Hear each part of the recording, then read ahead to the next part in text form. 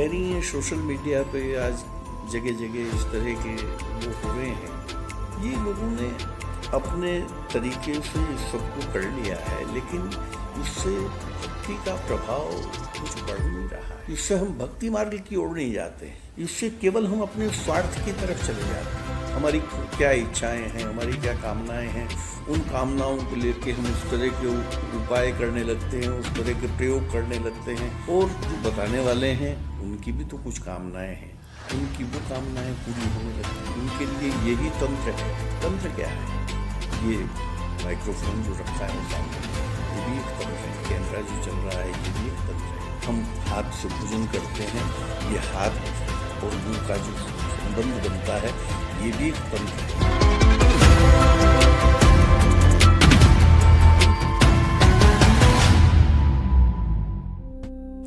भारत विक्रम श्रृंखला संवाद में आज हमारे बीच उपस्थित हैं महामंडलेश्वर स्वामी सुमनानंद गिरी जी महाराज।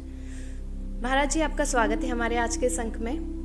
सर्वप्रथम मैं आपसे पूछना चाहूंगी, आपकी आध्यात्मिक यात्रा की शुरुआत कब से और कैसे हुई?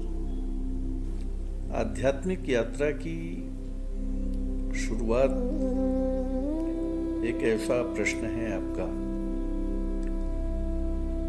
मुझे लगता है कि ये शुरुआत इस जन्म की नहीं है, ये पूर्व से चली आ रही है। ऐसा मैं इसलिए कह रहा हूं कि मेरे जन्म के समय से ही मुझे सद्गुरुदेव परम पूज्य श्री श्री मुनि बाबा जी महाराज का आशीर्वाद प्राप्त हुआ। एक रोचक घटना है। मेरे पिता हरिद्वार में वैद्य थे और मेरे जन्म से पूर्व हमारे 7 भाई बहन हुए और उनकी मृत्यु हो जाती थी। जब मेरा जन्म हुआ तो उस समय गुरुदेव हरिद्वार आए हुए थे और मेरे जन्म के 24 घंटे के बाद मेरी भी मृत्यु हो गई। तो पहले घर में प्रसव होता था तो माँ ने एक कपड़े में बांध के चारपाई से नीचे रख दिया और मेरे पिता ने गुरुदेव को सूचना दी, तुम्हारा जो बच्चा कल हुआ था वो मर गया। तो वो हमारे घर आ गए मेरे पिता के साथ, मुझे नीचे से उठाया और माता पिता को लिख लिख के बहुत डांटा कि तुमने ऐसे डाल दिया। मेरे पिता ने कहा कि मैं वैद्य हूं, मुझे पता है,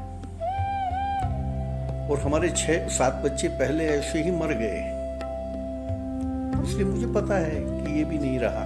तो उन्होंने लिखा कि जीवन में कभी ये मत कहना कि ये तुम्हारी संतान है। तो मेरे पिता ने कहा कि थोड़ी देर में आप भी मना कर दोगे। और हमारे यहाँ उत्तर भारत में एक छोटी चौकी होती थी जिसे पीढ़ा बोलते थे।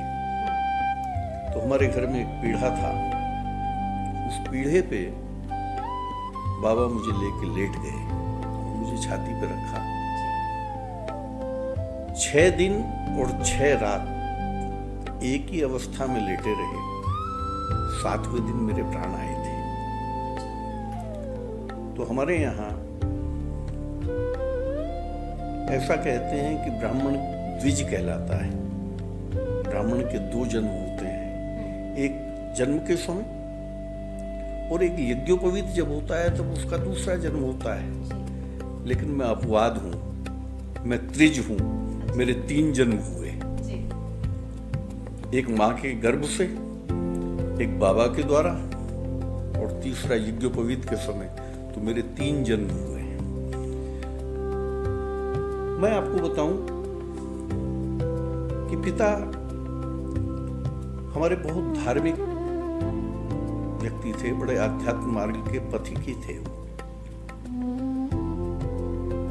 उनसे मैंने सत्यनारायण कथाएं सुनते सुनते सीख ली और 6 वर्ष की अवस्था में मैं सत्यनारायण कथा करने लगा था।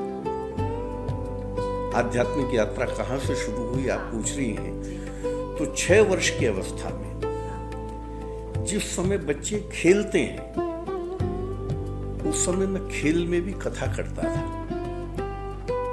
हमारे घर के बाहर एक चबूतरा था, उस पर ठाकुर जी को सजाना, पिता की धोती का एक टुकड़ा धोती की तरह बांध लेना, बंधवा लेना पिता से, और सत्यनारायण कथा करना और बच्चों को बैठाना और वहां फिर प्रसाद बांटना, यही बचपन का खेल रहा।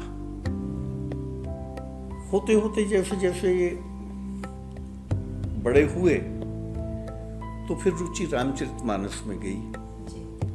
मैं रामचरितमानस पढ़ने लगा और कुछ समय ऐसा भी रहा कि रामचरितमानस का पाठ जो लोग 24 घंटे में करते हैं, मैंने उसका इतना अभ्यास किया कि मैं 8 घंटे में पूरा पाठ करने लगा, आद्योपांत, बालकांड से उत्तरकांड तक 8 घंटे में पूरा पाठ कर लेता था। फिर मैंने तय किया कि 4 घंटे सुबह करूंगा, 4 घंटे रात्रि में करूंगा। तो इस तरह से मेरे पारायण होने लगे और वो मैंने 100 से भी अधिक संख्या में वो पारायण किए। उससे रामचरितमानस के प्रति रुझान और बढ़ गया।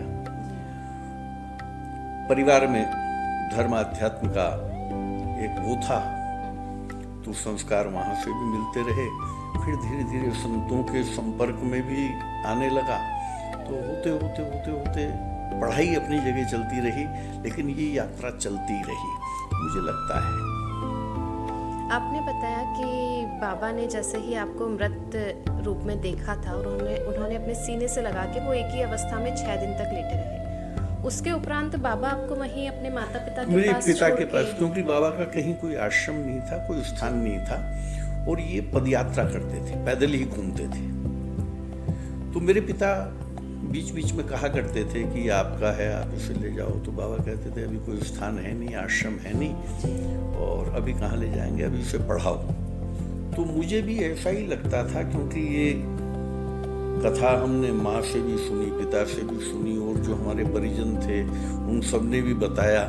तो ये सुनते सुनते हमारे दिमाग में भी ये बैठ गया कि हमारी माँ या हमारे पिता वो तो बाबा ही हैं। यहाँ तो हम ऐसे आए हुए हैं जैसे पिता गुरुकुल में बच्चे को पढ़ने के लिए भेजता है, तो हमें ये लगता था कि हमारे पिता का घर हमारे लिए गुरुकुल है, यहाँ हमें पढ़ना है, ज़्यादा दिन रहना नहीं है, यहाँ से चले जाना है। जिस क्षण आपने ये कहानी सुनी थी जो सत्य थी पूर्णतः, उस समय उस पल के लिए आपको कैसा लगा था, या बाबा से मिलने की जिज्ञासा और बढ़ गई होगी? बाबा हरिद्वार आते जाते रहते थे और हमारा मिलना बराबर बना रहता था। यदा कदा बाबा आते थे तो हम मिलने जाते ही थे। और मैं, मेरी याद में जब 3.5 वर्ष का था तब से बाबा के संपर्क में निरंतर बना हुआ मुझे याद है। 3.5 साल का जब मैं था तब से जो है बाबा के संपर्क में मैं रहा। बाबा ने हरिद्वार में चंडी पहाड़ में सन 1962 में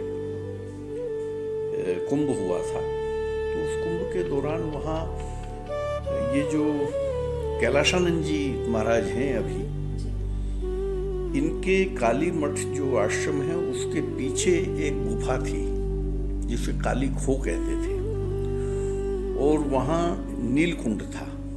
तो उस गुफा में बाबा ने साधना की थी।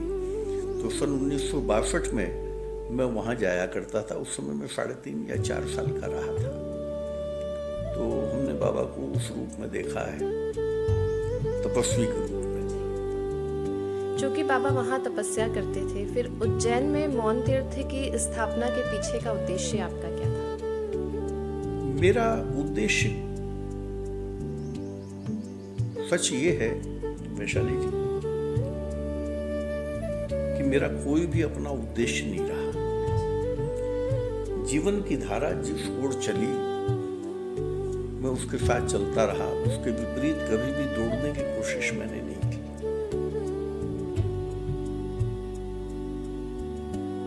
मुझे बाबा हरिद्वार में जब आए, 80 में या 81 की बात है, पता चला तो बाबा से मिलने गया तो उन्होंने मुझे लिखा कि उज्जैन चलोगे? मैंने कहा चलो। मुझे लगता था कि मैं उज्जैन जाऊंगा तो आश्रम में रहूंगा, आश्रम को देखूंगा, व्यवस्थाएं करूंगा, बाबा की सेवा करूंगा। उस समय मेरे पिता की आयु 75 वर्ष थी और मैं शायद 21 वर्ष का था। मैंने मेरे पिता को कहा कि बाबा ने कहा है कि उज्जैन जाना है, माता पिता से आज्ञा ले लो। तो मेरे पिता नाराज हुए। तो आज्ञा तो बाबा की मांगनी थी, हमें तो सूचना देनी थी, तुरंत चले जाओ। एक बहुत महत्वपूर्ण बात जिससे आप मेरे पिता के विषय में समझ जाएंगे कि वो किस प्रवृत्ति के रहे होंगे। मैंने मेरे पिता से कहा, महाराज, मैं उन्हें महाराज कहता था, आपकी वृद्धावस्था है और मैं अब युवा हो गया, तो आपको ऐसा नहीं लगता कि मुझे आपकी सेवा करनी चाहिए? आप मुझे कह रहे हैं आश्रम में चले जाओ, बाबा के साथ चले जाओ, और मुझे भी ऐसा लगता है कि अब मैं आपकी सेवा करूं। मेरे पिता ने उत्तर दिया कि जीवन का ये सत्य मैं तुझे आज आखिरी बार कह रहा हूं, ना तू मेरा बेटा है, ना मैं तेरा पिता हूं। मैंने कहा, हम 20 साल से यही सोच रहे हैं कि आप हमारे पिता हैं। आप भी कह रहे थे कि हाँ तू बेटा है मेरा, हर जगह पिता की जगह आपका नाम लिखा हुआ है। तो उन्होंने कहा कि वो बात नहीं है, मैं तेरे जगत में आने का एक मार्ग हूं, इस मार्ग से तेरा जगत में प्रवेश हुआ है, लेकिन इस जगत से तू कौन से द्वार से जाएगा इसका मुझे पता नहीं है, पर इस प्रवेश द्वार से और अंतिम द्वार तक की यात्रा तुझे खुद करनी है। हम अपना ध्यान खुद रख लेंगे, तू बाबा के साथ जा, बाबा तपस्वी संत है, उनकी सेवा करो, यही तुम्हारे लिए शुभ है। मैं यहाँ आ गया था। यहाँ आने के बाद कुछ समय के बाद पिता का देहांत हो गया। मैं यहाँ रह गया बाबा के पास। बाबा ने जो भी कहा वो मैं करता रहा। कभी ये सोच रहा ही नहीं है कि ये काम अगर मैं कर रहा हूँ तो इससे मुझे क्या लाभ होगा, इससे क्या नुकसान होगा। बाबा ने जो कह दिया वो करना है, वो कर रहे हैं। इस तरह से ये जीवन यात्रा चलती रही। तो उनके ही कहने से हमारा जो है पूरा जीवन उनके ही संरक्षण में निकल गया। मौनतीर्थ पीठ पर एक गंगा घाट भी है और जैसा कि हम लोग सुनते आ रहे हैं कि वहाँ प्रायः संध्याकालीन गंगा आरती भी की जाती है, उसके बारे में आप बताइए। वहाँ 2004 में हमने गंगा आरती शुरू की थी और मौन तीर्थ क्षिप्रा जो है वो गंगा रूप में पूजी जाती है।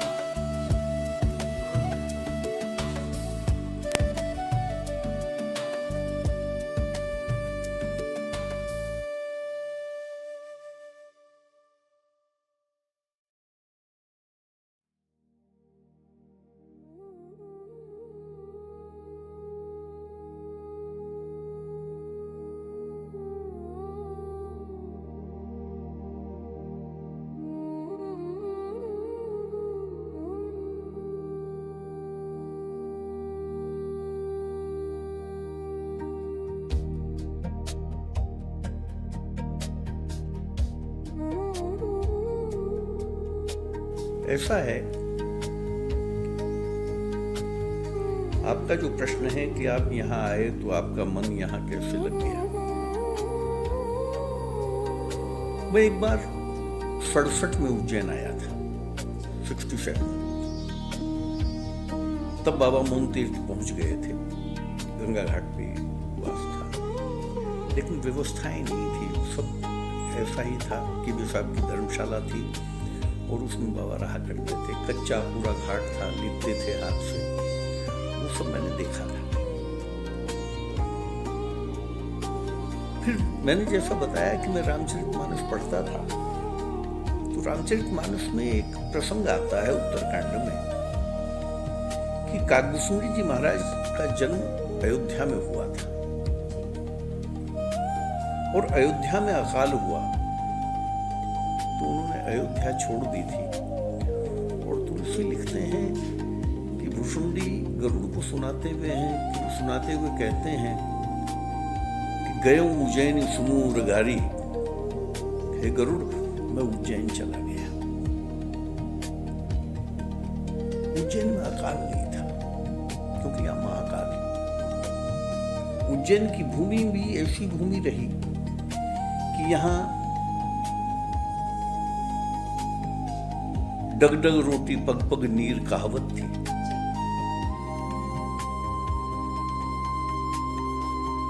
अयोध्या भी मोक्षदायिका थी, उज्जैनी भी मोक्षदायिका है। और मेरा जन्म हुआ हरिद्वार में।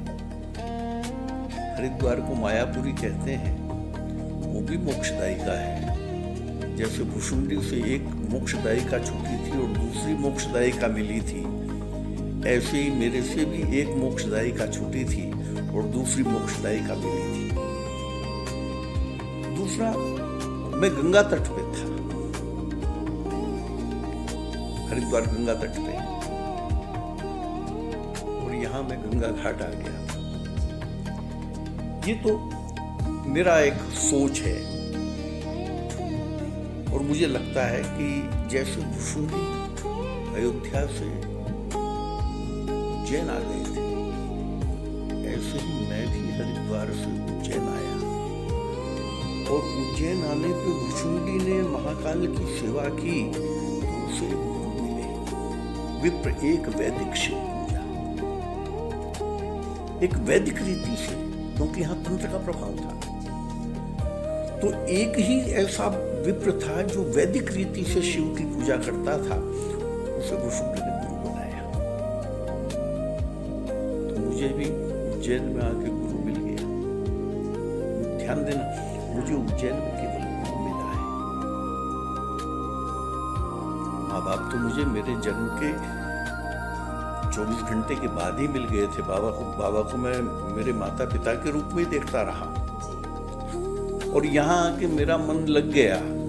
ये जो बात है, ये बात इसलिए भी कहनी जरूरी है क्योंकि मेरे मन मानस में बाबा की जो छवि है वो माता पिता के रूप में ही रही है। तो मुझे तो यही लगता था कि मेरे माता पिता यही है, मेरा घर तो यही है, जहाँ ये रहेंगे वहीं मुझे रहना है। तो मैं यहाँ रह गया। तो इस तरह से मैं उज्जैन आ गया था। और उज्जैन आने के बाद फिर गंगा घाट पर गंगा आरती की शुरुआत। गंगा घाट पे जब हम आ गए तो बहुत बार विचार होता था, यहाँ आरती नहीं होती थी। तो हरिद्वार में गंगा सभा गंगा जी की आरती करती है, संस्था है गंगा सभा, पंडित मदन मोहन मालवीय जी की बनाई हुई। तो हमें एक विचार होता था कि यहाँ भी आरती होनी चाहिए, यहाँ भी आरती करें। तो फिर 2004 में हमने यहाँ गंगा आरती प्रारंभ की थी। तो गंगा आरती चलती रही। फिर कोरोना काल में कुछ व्यवस्थाएं इधर उधर हुई और उसमें वो आरती बंद हुई। लेकिन अभी हमारा फिर विचार है कि उस आरती को बिल्कुल काशी की तरह गंगा घाट पर प्रारंभ किया जाए। उज्जैन जब आप आए, उज्जैन का तप का स्वरूप और उज्जैन जो भव्यता लिए अभी है, इसे आप किस दृष्टि से देखते हैं? देखिए, समय के साथ परिवर्तन होता रहता है। मैं 67 में जब उज्जैन आया था तब का महाकाल 80 में जब आया हूँ तब का महाकाल और आज का जो भव्य स्वरूप महाकाल का है वो, इसमें धीरे धीरे धीरे धीरे देश काल परिस्थिति के अनुसार परिवर्तन होना भी चाहिए और हो रहा है। ये बहुत अच्छा है और मुझे तो प्रसन्नता है इस सब से। एक जिज्ञासा मेरी है, चूंकि आप राम कथावाचक हैं और जैसा कि आपने कहा कि उज्जैन तंत्र मंत्र का शहर भी कहा जाता है उज्जैन, यहाँ पर बहुत तांत्रिक क्रियाएं भी होती हैं। आप आध्यात्म की ओर हैं, तांत्रिक क्रियाओं से दूर हैं। आज इस सोशल मीडिया के ज़माने में बहुत सारी चीज़ें, बहुत सारे ऐसे गुरु आ गए हैं, तथाकथित आचार्य आ गए हैं जो छोटे छोटे उपाय बताया करते हैं। आप उसे, आपका दृष्टिकोण क्या है उन्हें? देखिए, मेरा दृष्टिकोण यही है कि हमारा धर्म या अध्यात्म चमत्कारों में विश्वास नहीं रखता है। ये धर्म जो है भक्ति प्रधान है, कर्म प्रधान है। हमारे जितने भी पुराण हैं, किसी भी पुराण में कोई इस तरह की चमत्कार की बात नहीं है। और ये जो आप कह रही हैं सोशल मीडिया पे आज जगह जगह इस तरह के वो हो रहे हैं, ये लोगों ने अपने तरीके से इस सबको कर लिया है, लेकिन इससे भक्ति का प्रभाव कुछ बढ़ नहीं रहा है। इससे हम भक्ति मार्ग की ओर नहीं जाते, इससे केवल हम अपने स्वार्थ की तरफ चले जाते हैं। हमारी क्या इच्छाएं हैं, हमारी क्या कामनाएं हैं, उन कामनाओं को लेके हम उस तरह के उपाय करने लगते हैं, उस तरह के प्रयोग करने लगते हैं। और जो बताने वाले हैं उनकी भी तो कुछ कामनाएं हैं, उनकी वो कामनाएं पूरी होने लगती हैं। उनके लिए यही तंत्र है। तंत्र क्या है? ये माइक्रोफोन जो रखा है सामने, ये भी एक तंत्र है। ये कैमरा जो चल रहा है, ये भी एक तंत्र है। हम हाथ से भोजन करते हैं, ये हाथ और मुंह का जो संबंध बनता है, ये भी एक तंत्र है। तो ये पूरा तंत्र है। तो उनकी वो ही कामनाएं हैं। और मैं तो आपको एक बात कहूं कि हमारा जो धर्म है, हमारे जो गुरु हैं, सदगुरु हैं, हमारे जो भगवान हैं, जिसे हम भगवत तत्व कहते हैं, वो कल्पवृक्ष है। कल्पवृक्ष के नीचे बैठ के आप जैसी कामना करेंगे वैसा होने लगता है। जो आप मांगते हैं कल्पवृक्ष वो दे देता है। एक व्यक्ति अपने घर से चला गांव से, 15-20 किलोमीटर की यात्रा की। गर्मी लगी, बहुत ज्यादा परेशान था, थक गया था। तो वो एक पेड़ के नीचे जाके बैठ गया।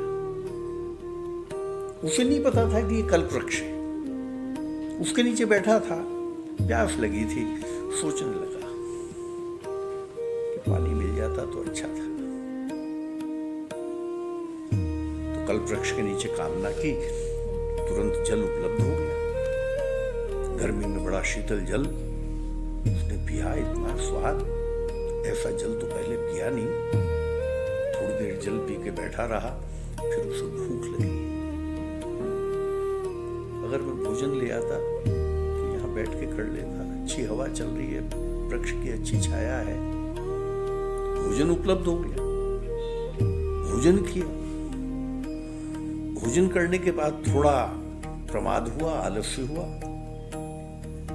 सोचा थोड़ा विश्राम कर लूं यहाँ। वहां लेट गया, हाथ का तकिया बनाया, नीचे लेटा था। कुछ कंकर पत्थर चुभ रहे थे।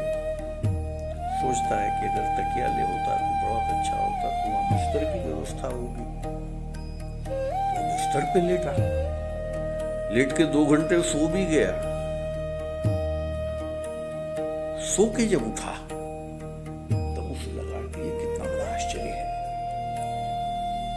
छाया की कामना की तो छाया मिली, हवा की कामना की तो हवा चली, जल की तो जल मिला, भोजन की तो भोजन मिला। और मैं यहाँ बिस्तर पे शैया लग गई और मैं यहाँ 1-2 घंटे आराम भी कर लिया, अब थकान भी नहीं है। लेकिन ये हुआ कैसे? फिर सोचने लगा कि ये तो आश्चर्य है, और अगर इस आश्चर्य को मेरी पत्नी देखती तो कितनी खुश होती। तो सोच ही रहा था कि इतनी देर में सामने से आती हुई पत्नी दिखाई दी। तो कल्पवृक्ष है, वहां जो कामना करोगे वो पूरी होने लगेगी। उसने विचार किया कि 15 किलोमीटर चल के आया हूं, सुबह से चला था, ये टाइम हो गया है, मेरी पत्नी तो घर पे थी, वो तो आ नहीं सकती, तो फिर ये कौन है? ये मेरी पत्नी नहीं है, ये डायन है। और ये डायन देखते देखते पत्नी डायन बन गई, और ये डायन तुझे खा जाएगी, और वो उसे खा गई। तो ये कल्पवृक्ष है।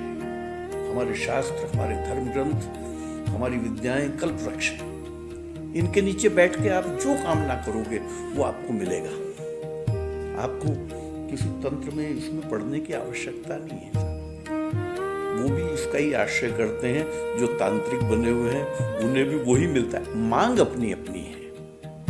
आप कल्पवृक्ष के नीचे बैठ के क्या मांगते हैं ये तो आपकी वृत्ति पे निर्भर करेगा ना, आपकी सोच पे ही निर्भर करेगा। आप कल्पवृक्ष के नीचे बैठ के केवल एक साबुन मांगे और एक टॉवेल मांगे तो साबुन और टॉवेल मिलेगा।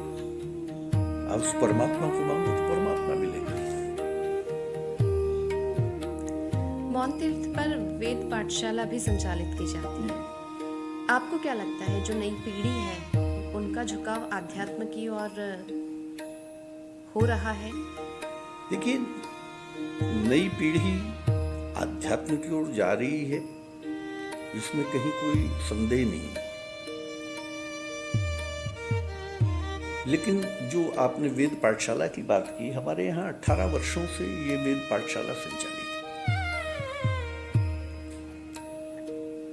बच्चे आते हैं, वेद पढ़ते हैं। 8 साल से 12 साल तक के बच्चे का प्रवेश होता है। 7 साल वो पढ़ता है और उसे वैदिक ब्राह्मण हम बना देते हैं, वैदिक पंडित वो बन जाता है। लेकिन वेद पढ़ने के बाद ये कर्मकांड करेंगे, पूजा पाठ करेंगे, इस दिशा में जाएंगे, ये तो तय ही है। क्योंकि ग्रामीण अंचल से आते हैं ये बच्चे, और इनमें अधिकांश बच्चे उस परिवार से होते हैं जिनके पिता गांव की पूजा पाठ कराते हैं, यजमानी करते हैं।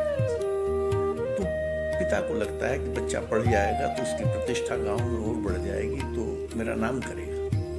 तो बहुत से बच्चे तो वहां लौटते हैं, बहुत से बच्चे उज्जैन में ही रह जाते हैं, पूजा पाठ कराते हैं, और ये 25-30 हजार रुपए महीना जो है इनकी इनकम शुरू हो जाती है इस सबसे। लेकिन ये तो सभी का सोच है कि हम पढ़ भी इसीलिए रहे हैं कि जीविकोपार्जन करेंगे। पर मौन तीर्थ में जो हम सिखा रहे हैं, सुबह 4 बजे ये बच्चे उठ जाते हैं, तीनों समय संध्या करते हैं। भोजन तभी करते हैं जब मंदिर में भोग लग जाता है और वो प्रसाद रूप में आता है। तो मेरा कहने का भाव यह है कि इनमें संस्कार आने चाहिए। तो मौन तीर्थ का जो वेद विद्यालय है वो केवल वैदिक नहीं बनाता बल्कि संस्कार भी देता है। दूसरी बात, हमारी इस 18 वर्ष की यात्रा में बहुत से विद्यार्थी ऐसे हुए वेद से जो शोध में चले गए, साउथ में जाके वो उस पर रिसर्च कर रहे हैं। कुछ बच्चे ऐसे भी हुए, आपको जान के आश्चर्य होगा कि वेद पढ़े हुए बच्चे सेना में और सूबेदार के पद पे हैं, अभी 2 बच्चे सूबेदार के पद पे हैं, उन्हें धर्मगुरु की उपाधि दी गई। मैं रामकथा करता हूं, तो मेरे से उन्होंने कथा भी सुनी बच्चों ने। उनमें से कुछ बच्चे वैदिक होने के बाद कथा व्यास हो गए, कथा भी करते हैं, वेद भी जानते हैं, कर्मकांड भी जानते हैं और कथा भी करते हैं। तो ये इस विद्यालय की उपलब्धि है कि इस विद्यालय के बच्चे जो हैं वो कर्मकांड भी सिखाते हैं, करते भी हैं, अध्यापक भी बने हैं, शोध भी कर रहे हैं, मिलिट्री में भी चले गए हैं। तो ये उपलब्धि है। उज्जैन धार्मिक नगरी, जी। अतिशीघ्र यहाँ पर सिंहस्थ जैसे महापर्व का आयोजन भी होने जा रहा है। उस बीच हमारे माननीय मुख्यमंत्री जी की पहल, जो सम्राट विक्रमादित्य पर आधारित विक्रमोत्सव है, जो उनके नीति, शासन, उनकी कार्य प्रणाली और संस्कृति के संरक्षण के लिए एक विश्व पटल पर अपनी पहचान बना चुकी है। आप इसे किस दृष्टिकोण से देखते हैं कि ये सभी के लिए एक प्रेरणा स्वरूप में कारगर होगी? मैं आपको इस विषय में एक ही बात कहूँ कि उज्जैन की झोली छोटी है। अभी ये जो 2 साल गए हैं, इन 2 साल से और आने वाले समय तक